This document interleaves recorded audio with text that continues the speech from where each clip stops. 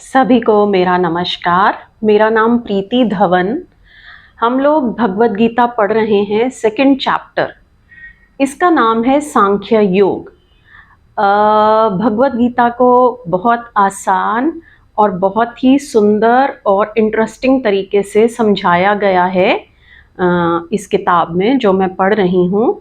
ये 8 बुक्स का सेट है और काफ़ी मोटी मोटी बुक्स हैं, तो टाइम लगेगा इनको कंप्लीट होने में, लेकिन बहुत ही इंटरेस्टिंग हैं। जुड़े रहिएगा हमारे साथ और लाइक, कमेंट, शेयर, सब्सक्राइब करना है, ठीक है? थैंक यू, ताकि ये और लोगों तक भी पहुँचे। तो सेकंड चैप्टर सांख्य योग। सांख्य को ज्ञान भी बोलते हैं, ज्ञान योग। अभी हम लोग 4th श्लोक पर हैं। अभी अर्जुन ही बोल रहे हैं वही कि मैं जाना चाहता हूँ, मैं युद्ध नहीं करना चाहता हूँ। अभी भी वो विषाद में ही हैं और अपनी बात कृष्ण से कह रहे हैं।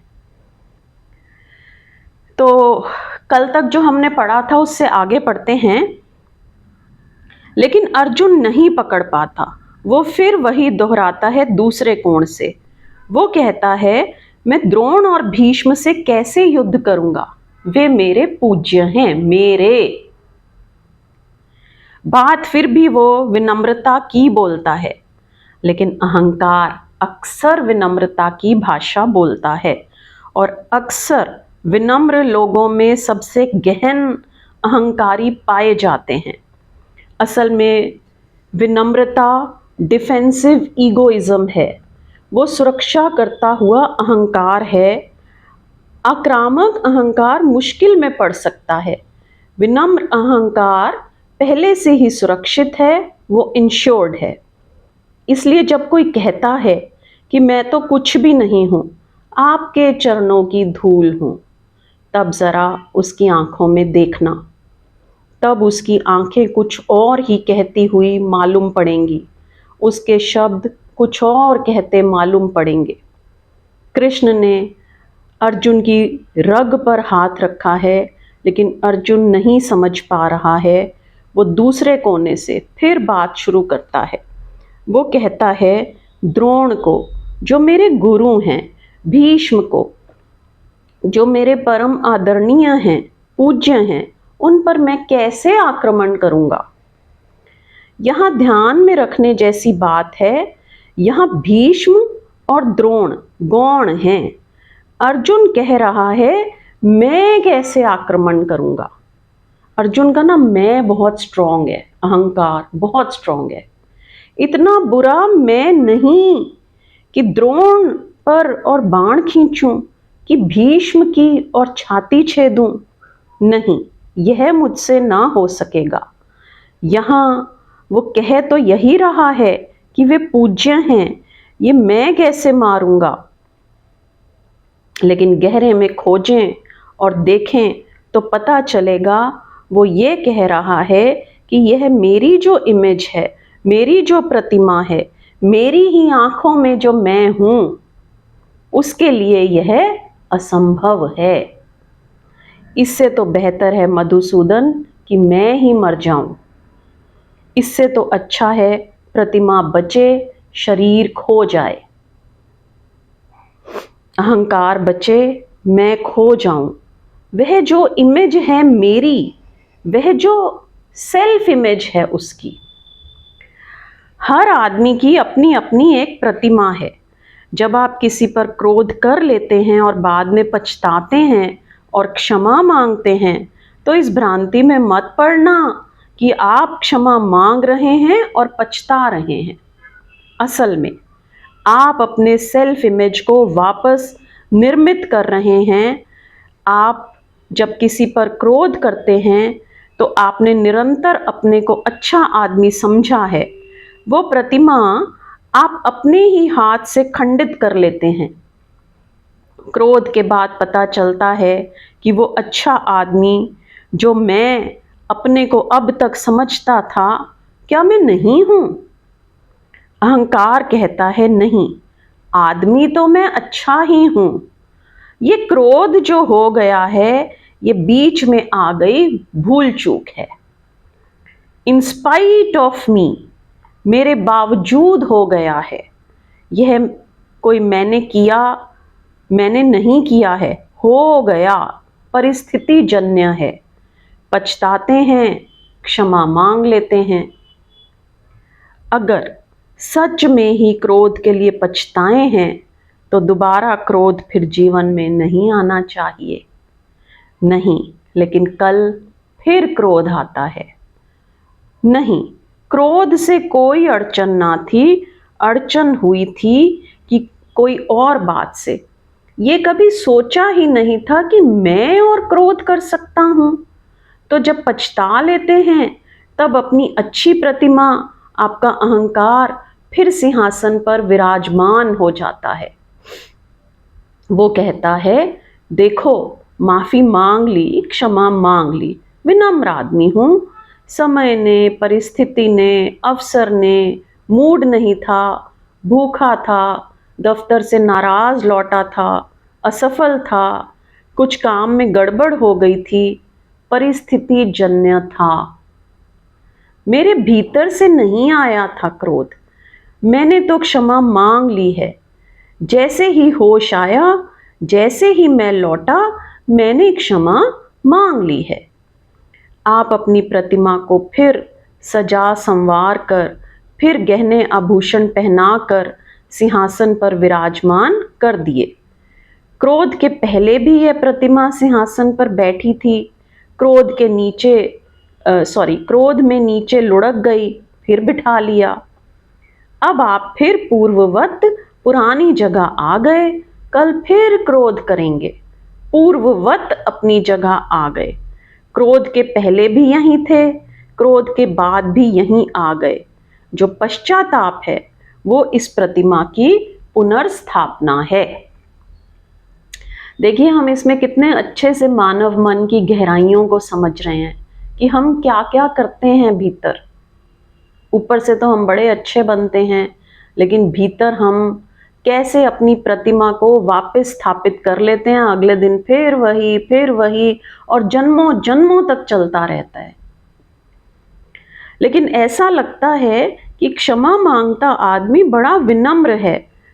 सब दिखावे सच नहीं है, सब सच बहुत गहरे हैं और अक्सर उल्टे हैं।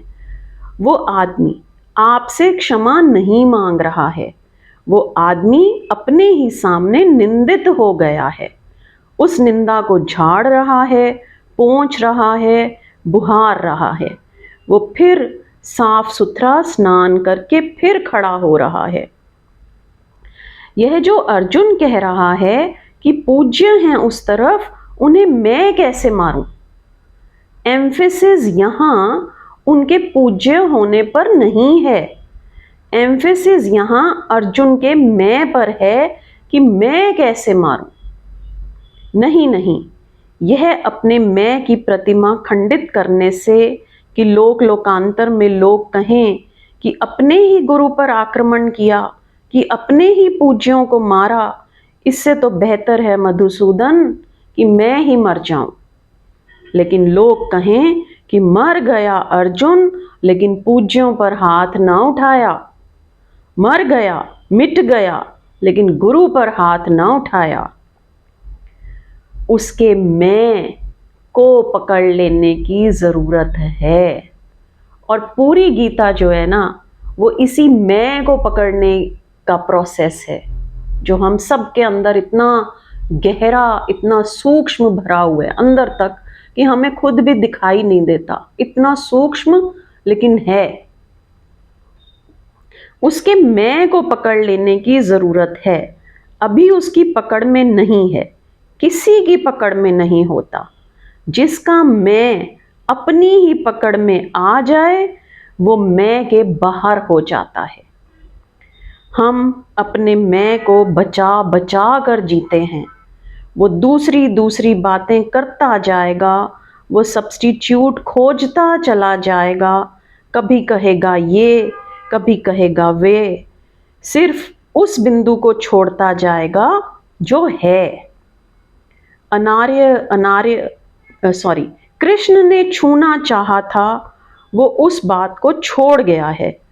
अनार्य आर्य की बात वो नहीं उठाता, कातरता की बात वो नहीं उठाता, लोक में यश परलोक में भटकाव उसकी बात वो नहीं उठाता। वो दूसरी बात उठाता है, जैसे कृष्ण को उसने सुना ही नहीं।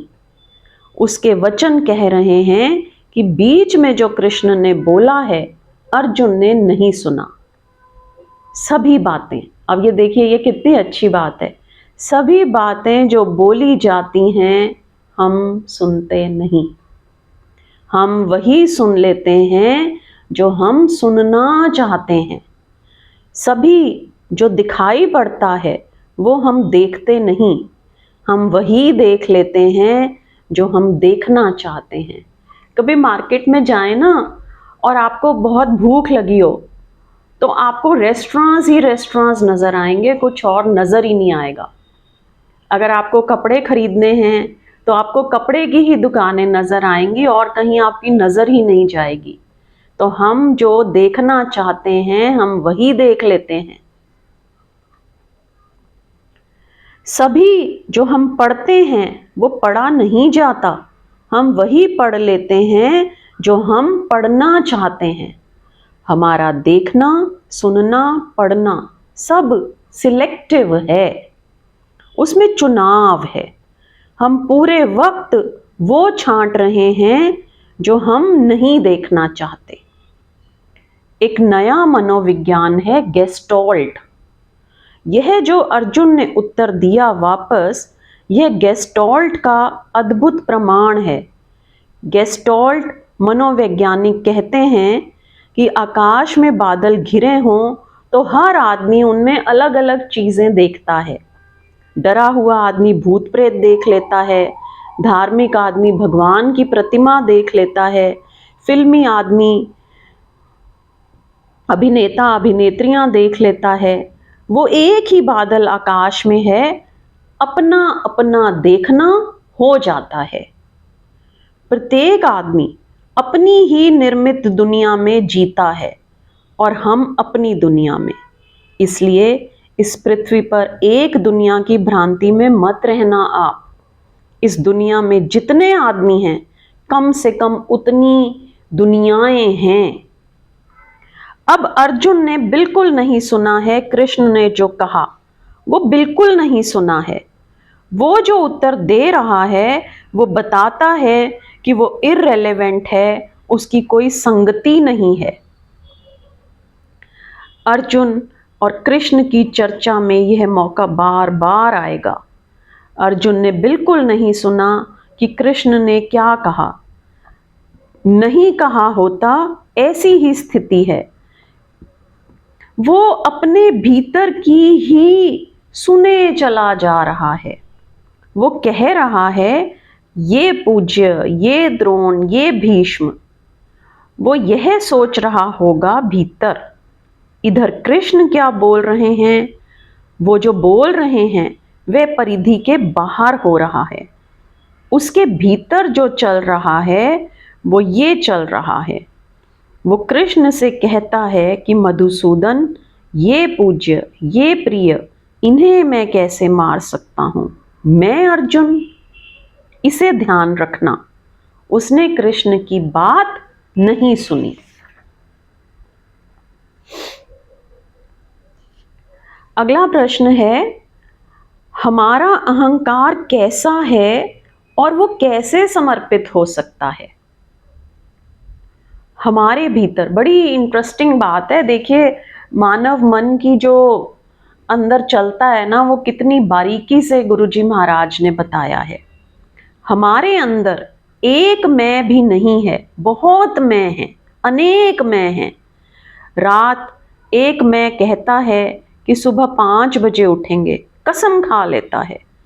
सुबह 5 बजे दूसरा मैं कहता है सर्दी बहुत है, छोड़ो, कहाँ की बातों में पड़े हो, फिर कल देखेंगे, करवट लेकर सो जाता है। सुबह 7 बजे तीसरा मैं कहता है बड़ी भूल की, शाम को तय किया था 5 बजे, सुबह बदले क्यों, बड़ा पश्चाताप करता है। आप एक ही आदमी 5 बजे तय किए थे, तो सुबह किस आदमी ने आपसे कहा कि सो जाओ? आपके भीतर ही कोई बोल रहा है, बाहर कोई भी नहीं बोल रहा। और जब सो ही गए थे 5 बजे, तो सुबह 7 बजे पश्चाताप क्यों कर रहे हो? आप ही सोए थे, किसी ने नहीं कहा था। अब ये पश्चाताप कौन कर रहा है? सामान्यतः हमें ख्याल आता है कि मैं हूं। इससे बड़ा कंफ्यूजन पैदा होता है। हमारे भीतर बहुत मैं हैं। एक मैं कह देता है उठेंगे, दूसरा मैं कहता है नहीं उठते, तीसरा मैं कहता है पश्चाताप करेंगे, चौथा मैं सब भूल जाता है, कोई याद ही नहीं रखता इन सब बातों को, और ऐसे ही जिंदगी चलती चली जाती है। मनोविज्ञान कहता है पहले मैं को एक करो। एक मैं हो तो समर्पण हो सकता है। 25 स्वर हों तो समर्पण कैसे होगा? इसलिए भगवान के सामने एक मैं तो झुक जाता है चरणों में, दूसरा मैं अकड़कर खड़ा रहता है वहीं मंदिर में। एक मैं तो चरणों में सिर रखे पड़ा रहता है, दूसरा देखता रहता है कि मंदिर में कोई देखने वाला आया कि नहीं। एक ही आदमी खड़ा है पर दो मैं हैं। एक वहां चरणों में सिर रखे है, दूसरा झांक कर देख रहा है कि लोग देख रहे हैं कि नहीं। अब समर्पण कर रहे हो तो लोगों से और देखने वालों से क्या लेना देना है? एक मैं नीचे चरणों में पड़ा है, दूसरा मैं कह रहा है कहाँ के खेल में पड़े हो, सब बेकार है, कहीं कोई भगवान नहीं है। एक मैं इधर भगवान के चरण पकड़े हुए है, दूसरा मैं दुकान पर बैठा हुआ काम में लगा है। मैं संश्लिष्ट होना चाहिए, तभी समर्पण हो सकता है। कृष्ण अंत हैं, वहां एक सीमा पर जाकर मैं को समर्पित भी कर देना है। देखो, जब गंगा नदी बहती है ना, तो अगर बहुत सी धाराएं हों तब तक वो सागर में नहीं गिरती। पहले सारी धाराएं मिलकर एक हो जाती हैं, फिर एक धारा सरेंडर करती है, यानी सागर में मिलती है। बहुत सी धाराएं होंगी तो सागर में नहीं मिल पाएंगी, वो वहीं खो जाएंगी। तो सागर में मिलने के लिए एक धार चाहिए। सरेंडर करने के लिए मैं जो है वो इकट्ठा होना चाहिए। हमारे अंदर से 100 तरह की आवाजें आती हैं एक बारी में। अगले श्लोक हैं सांख्य योग 2nd चैप्टर 5, 6, 7। अब 7th श्लोक में अर्जुन जी महाराज सरेंडर करते हैं श्री कृष्ण के आगे। वो कहते हैं कार्पण्य दोषोपहत स्वभावः पृच्छामि त्वां धर्म सम्मूढ़ चेतः यच्छ्रेयस्या निश्चितं ब्रूहे शिष्यस्तेहं शाधि मां त्वां प्रपन्नम। तो हम ले रहे हैं 5, 6, 7। 7 में सरेंडर है। अर्जुन अपनी ही बात कहे चला जाता है, पूछता मालूम पड़ता है कृष्ण से, लेकिन वस्तुतः कृष्ण को ही धर्म क्या है बताए चला जाता है। दूसरी बात ये भी देख लेने जैसी है कि अहंकार जहां भी होता है वहां सदा अतियों का चुनाव करता है। Extreme is the choice. एक अति से ठीक दूसरी अति को चुनता है। अहंकार कभी मध्य में खड़ा नहीं होता, खड़ा नहीं हो सकता, क्योंकि ठीक मध्य में अहंकार की मृत्यु है। तो वो कहता है सम्राट होने से तो भिखारी होना बेहतर है। दो आखिरी पोलैरिटी चुनता है, वो कहता है सम्राट होने से तो भिखारी होना बेहतर है। अर्जुन, या तो सम्राट हो सकता है या भिखारी हो सकता है, बीच में कहीं नहीं हो सकता। या तो उस छोर पर नंबर 1 या इस छोर पर नंबर 1, लेकिन नंबर 1 ही हो सकता है। यह विकल्प एक्सट्रीम, अति का विकल्प सदा अहंकार ही चुनता है, क्योंकि अहंकार को इससे मतलब नहीं कि सम्राट बनो कि भिखारी बनो, मतलब इससे है कि नंबर 1। बुद्ध के मनोविज्ञान का नाम मध्य मार्ग है, द मिडल वे, बीच का रास्ता। और जब बुद्ध से किसी ने पूछा कि आप अपने मार्ग को मध्यम निकाय, बीच का मार्ग क्यों कहते हैं, तो बुद्ध ने कहा कि जो दो अतियों के बिल्कुल बीच में खड़ा हो जाए वही केवल अहंकार से मुक्त हो सकता है, अन्यथा मुक्त नहीं हो सकता। तो एक बहुत ही अच्छी कहानी है, एक छोटी सी घटना बुद्ध के जीवन के साथ जुड़ी है। एक गांव में बुद्ध आए हैं, सम्राट दीक्षित होने आ गया और उस सम्राट ने कहा कि मुझे भी दीक्षा दे दें। बुद्ध के भिक्षुओं ने बुद्ध के कान में कहा, सावधानी से देना इसे आप, क्योंकि हमने जो इसके संबंध में सुना है वो बिल्कुल विपरीत है। ये आदमी कभी रथ के नीचे नंगे पैर भी नहीं चला है। ये आदमी अपने महल में जो भी संभव है सारे भोग के साधनों में डूबा पड़ा है। यह अपनी सीढ़ियां भी चढ़ता है तो सीढ़ियों के किनारे रेलिंग की जगह स्त्रियों को खड़ा रखता है और उनके कंधों पर हाथ रख कर चढ़ता है। जरा इससे सावधान रहना।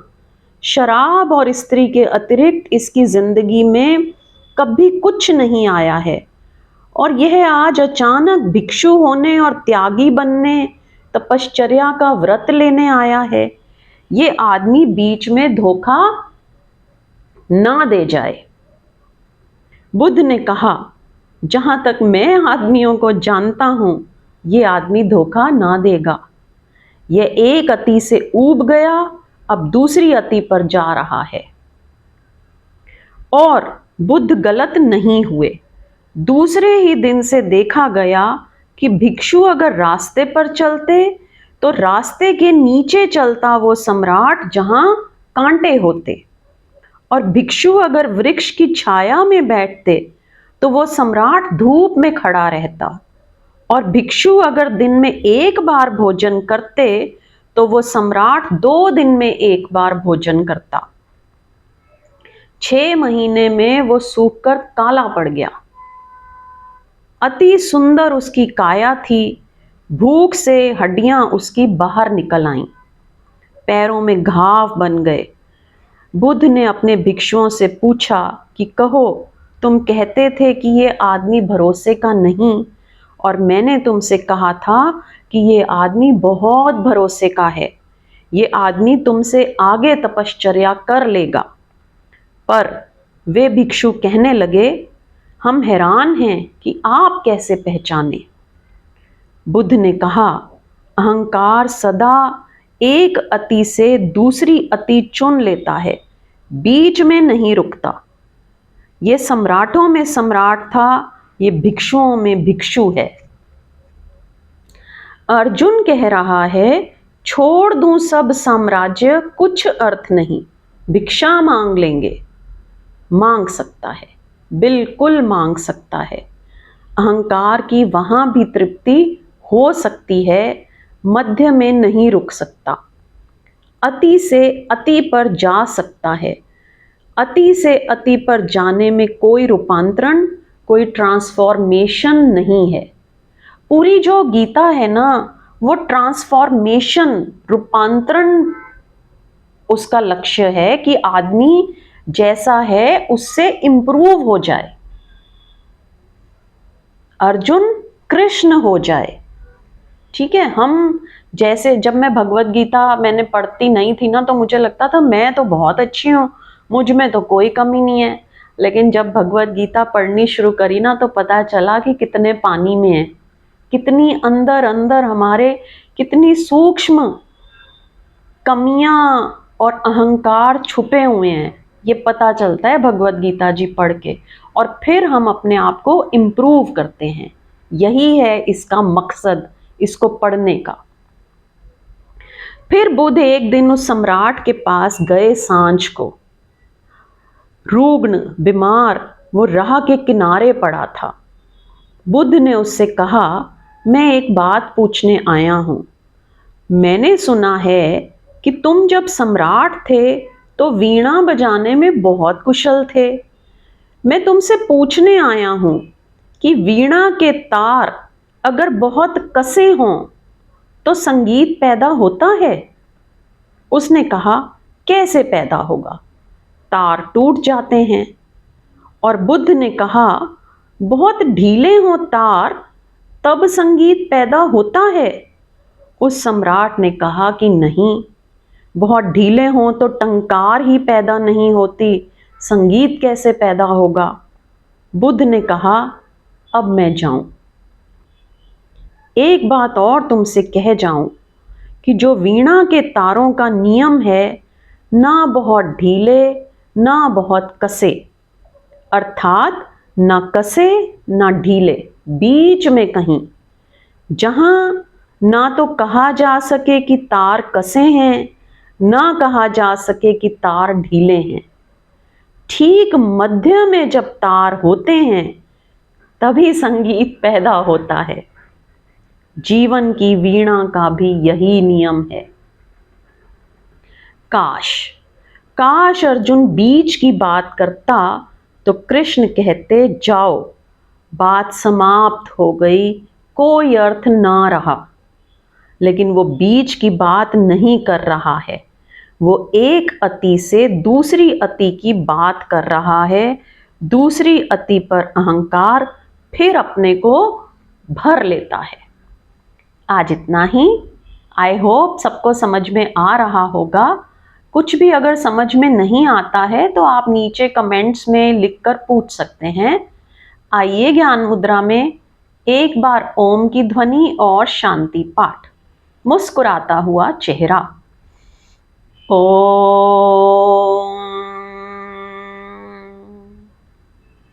ओम द्यौ शांति अंतरिक्षध्वं शांति पृथ्वी शांतिराप शांतिरोषधया शांति वनस्पतया शांतिर्विश्वे देवा शांति ब्रह्मा शांति सर्वेगम शांति शांति रेवा शांति सामा शांति रेधि। ओम शांति शांति शांति। हाथों में घर्षण, आई हुई ऊष्मा को प्रभु का तेज मानते हुए अपने मुखमंडल और सारे शरीर पर धारण करेंगे। यहीं से आज का सेशन संपन्न। अगले सेशन का निमंत्रण।